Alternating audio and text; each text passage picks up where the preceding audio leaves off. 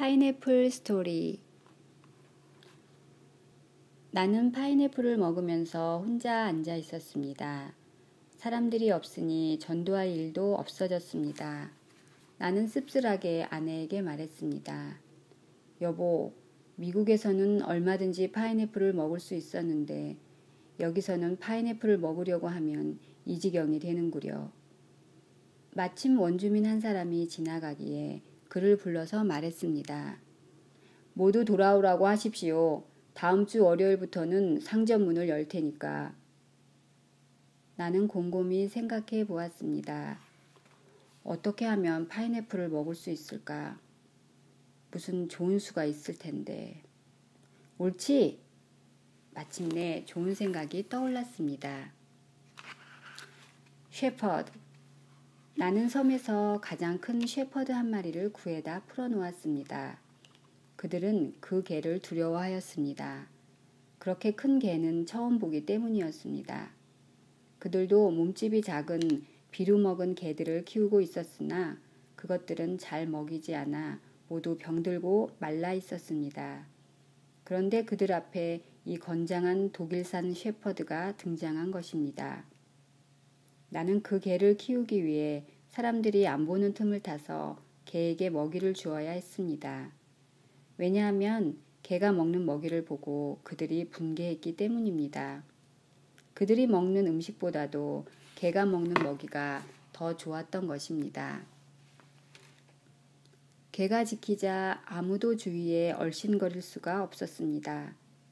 그러나 상점 문을 닫았을 때와 똑같은 결과가 나타났습니다. 사람들이 오지 않았기 때문에 얘기를 나눌 사람이 아무도 없었습니다. 그리고 나에게 그들의 언어를 가르쳐 줄 사람도 없었습니다. 또다시 고민하기 시작했습니다. 어떻게 해야 하나? 결국 개는 아무런 도움이 되지 못했을 뿐만 아니라 큰 문제거리만 안겨주었습니다. 그 불악 개들과 피를 흘리며 싸우기 시작했고 사납고 험악해져 잡종 광견 셰퍼드로 변해간 것입니다. 의사는 내게 이렇게 말했습니다. 만약 그 개가 당신의 자녀나 다른 사람을 문다면 나는 그 사람들을 치료해주지 않겠소. 의사는 내가 원주민들에게 한 것과 똑같이 나를 대했습니다. 개를 없앤다는 것은 별로 내키지 않는 일이었지만 결국 나는 아내와 상의하고 개를 없애버렸습니다. 개가 없어지자 원주민들은 다시 돌아왔습니다. 파인애플도 여전히 없어졌습니다. 무슨 좋은 방법이 없을까 곰곰이 생각해 보았지만 아무런 묘안도 떠오르지를 않았습니다. 그 후 안식년이 되어 귀국하게 되었습니다. 그리고 베이직 라이프 프린시플 세미나에 참석하게 되었습니다. 나는 거기서 우리가 가진 모든 것을 하나님께 드려야 한다는 것을 깨닫게 되었습니다. 성경은 주라 그러면 받으리라. 자신만을 위해 갖고자 하면 잃게 될 것이다. 내가 가진 것을 하나님께 드려라. 하나님은 너를 풍족히 채워주실 것이다. 라고 말씀하고 있습니다. 이것이 기본적인 원리였습니다. 나는 생각했습니다. 그렇구나.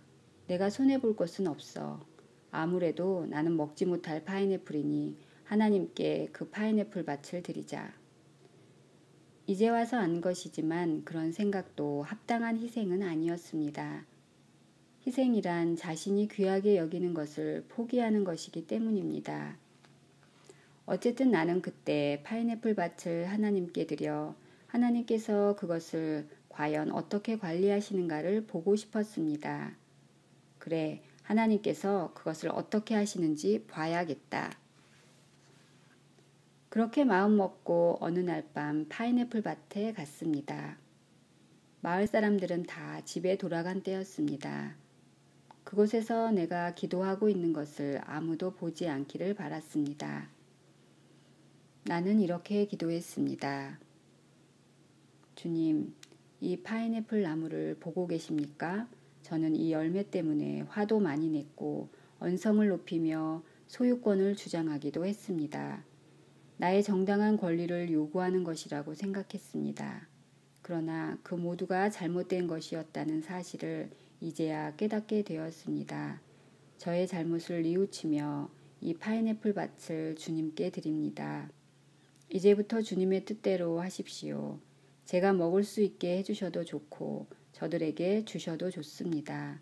저는 더 이상 상관하지 않겠습니다. 나는 모두를 하나님께 드렸습니다. 주민들은 여전히 파인애플을 훔쳐갔습니다. 나는 씁쓸한 웃음을 지으며 투덜거렸습니다. 봐라, 하나님도 역시 별 도리가 없지 않은가. 어느 날 그들이 내게 와서 이런 말을 했습니다. 투안, 당신은 이제 비로소 그리스도인이 되었나 보군요. 그렇죠? 이 말을 듣는 순간 아니 여보시오, 내가 그리스도인이 된 지는 20년이나 되었는데 무슨 소리를 하는 겁니까? 라고 되묻고 싶었지만 꾹 참고는 대신 이렇게 물어보았습니다. 왜 그런 말을 하시지요? 그들은 대답했습니다. 이젠 우리가 파인애플 열매를 훔쳐도 더 이상 당신이 화를 내지 않으니 말입니다. 이것은 나에게 참된 교훈이었습니다. 그렇습니다. 내가 그들에게 전한 말씀을 나는 그제야 비로소 생활로 보여주었던 것입니다. 서로 사랑하라고, 서로 친절하게 대하라고 가르치면서도 나는 내 권리를 결코 양보하지 않고 살아왔던 것을 그들은 보고 있었던 것입니다. 마침내 한 총명한 청년이 곰곰이 생각하다가 이렇게 물었습니다. 이제 왜 화를 내지 않습니까? 나는 그 밭을 이미 줘버렸어요. 이젠 내 것이 아니기 때문에 당신들이 그 열매를 가져간들 화를 낼 이유가 없게 되었지요. 이번에는 다른 청년이 더 궁금하다는 듯이 물었습니다. 이 파인애플 밭을 누구에게 주었습니까? 그들은 자기들끼리도 서로 돌아보며 물었습니다. 이분이 너에게 주었니? 아니면 너야? 도대체 누구에게 주었을까? 그러면 우리는 누구의 파인애플을 도둑질하고 있는 거지? 나는 그 파인애플 밭을 하나님께 드렸습니다. 하나님께라고요? 그럼 하나님이 계신 곳에는 파인애플이 없단 말입니까? 하나님이 계신 곳에 파인애플이 있든 없든 상관없이 나는 그 밭을 하나님께 드렸습니다. 그들은 마을로 돌아가서 말했습니다. 여보게, 우리가 지금 누구의 파인애플을 도둑질하고 있는지 알아? 투안이 그것을 하나님께 드렸대. 그들은 모두 하나님에 대해서 생각하게 되었습니다. 여러 사람이 몰려와서 말했습니다. 투안, 당신은 그것을 하나님께 드리지 말아야 했어요. 도로 돌려받을 수 없습니까? 그것 때문에 우리가 돼지 사냥을 나가서 허탕치는 겁니다. 아이들이 병드는 것도, 아내가 아이를 못 낳는 것도, 고기가 잡히지 않는 것도 바로 그것 때문입니다. 그러면서 그들은 말을 이었습니다. 그 파인애플 밭이 하나님 것이라면 더 이상 훔치지 말아야겠어요. 그들은 하나님을 정말로 두려워하기 시작했습니다. 그 후 파인애플 열매가 익어갔습니다. 원주민들은 찾아와서 이렇게 말했습니다. 투안, 당신의 파인애플 열매가 익었습니다. 나는 대답했습니다. 그것은 내 것이 아닙니다. 하나님의 것입니다. 하지만 그냥 두면 썩게 될 텐데요. 당신이 걷어들이는 것이 나을 겁니다. 그래서 나는 익은 것들을 땄고 그들에게도 나누어 주었습니다. 우리 가족은 파인애플을 먹기 위해 식탁에 둘러앉았습니다. 모든 것을 하나님께 드리고 나니 그렇게 고대했던 일이 너무나 쉽게 이루어졌습니다. 주님, 우리에게 주신 당신의 파인애플을 감사히 먹겠습니다. 몇 년 동안 이곳 원주민들은 나를 지켜봐 왔고 내가 하는 말을 들어왔습니다. 그동안 그들은 나의 행동과 말이 일치하지 않음을 보았습니다. 그러나 내가 변화됐을 때 그들도 변했습니다. 오래지 않아 많은 원주민들이 자진해서 그리스도인이 되었습니다. 하나님께 드리면 하나님은 실제적으로 일을 이루십니다. 그러나 처음에 나는 그 사실을 믿을 수 없었습니다. 그렇지만 그 귀한 진리를 깨닫고 나서 나는 다른 것도 주님께 드리기 시작했습니다. 하루는 나의 아들이 병이 들어 목숨이 위험한 지경에 이르게 되었습니다. 하지만 의사에게 데려갈 길이 없었습니다. 순간 깨닫게 된 것이 있었습니다. 바로 헌신의 원리입니다. 나는 기도했습니다. 하나님, 이 아들을 주님께 바칩니다. 주님이 원하는 대로 하시옵소서.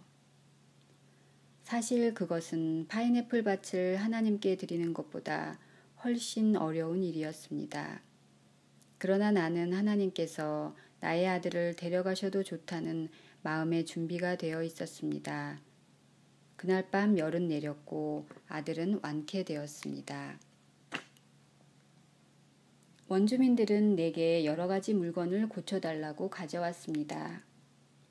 하나님, 나의 시간은 주님의 것입니다. 만약 주님이 내게 하모니카나 그릇, 삽 등을 고치기 위해 이곳에 있으라고 하셔도 저는 순종하겠습니다. 이런 잡다한 일을 해야 했으므로 자연히 성경을 번역하는 일은 부진했습니다. 그러나 더 많은 사람들이 그리스도께 돌아왔습니다. 그들은 말했습니다. 투안이 그리스도인이 되었어. 우리에게 서로 사랑하라고 말했고 정말 우리를 사랑하고 있어. 어느 날 나는 부서진 의자를 고치고 있었습니다. 한 원주민이 이것을 보고는 제가 도와드리겠습니다. 라고 말하며 의자를 붙잡아 주었습니다. 의자를 다 고쳤을 때 나는 그에게 수고한 대가로 소금을 주려고 했습니다. 아닙니다, 투안. 당신이 전에 내 삽을 고쳐주셨잖아요. 나도 의자 고치는 것을 도와주었을 뿐인걸요, 뭐. 나는 처음으로 그들이 아무런 대가도 받지 않고 나를 위해서 일해준 것에 깊은 감동을 받았습니다. 그 후 어느 날이었습니다. 성경을 읽던 중 여태까지 주의 깊게 보지 않았던 말씀이 눈에 들어왔습니다. 너희가 그 땅에 들어가 각종 과목을 심거든 그 열매는 아직 할례받지 못한 것으로 여기되 곧 3년 동안 너희는 그것을 할례받지 못한 것으로 여겨 먹지 말 것이요 제4년에는 그 모든 과실이 거룩하니 여호와께 드려 찬송할 것이며 제5년에는 그 열매를 먹을지니 그리하면 너희에게 그 소산이 풍성하리라. 나는 너희 하나님 여호와니라. 나는 그제서야 깨달았습니다. 하나님께서 내가 첫 해에 익은 열매들을 취하는 것을 원치 않으셨다는 것을. 하나님께서는 그것을 자신에게 바치기를 원하셨던 것입니다. 그래서 원주민들이 나의 선한 일을 보고 하늘에 계신 하나님께 영광을 돌리게 하려 하셨습니다. 만약 내가 처음부터 하나님께 순종했더라면 원주민들은 5년째 되는 해에 나에게 파인애플을 먹으라고 간청했을 것입니다. 그리고 내가 당할 수밖에 없었던 그 많은 어려움들을 겪지 않아도 되었을 것입니다. 당신의 파인애플 밭에는 무엇이 심겨져 있습니까? 어떻게 당신의 파인애플 밭을 하나님께 드릴 수 있을까요?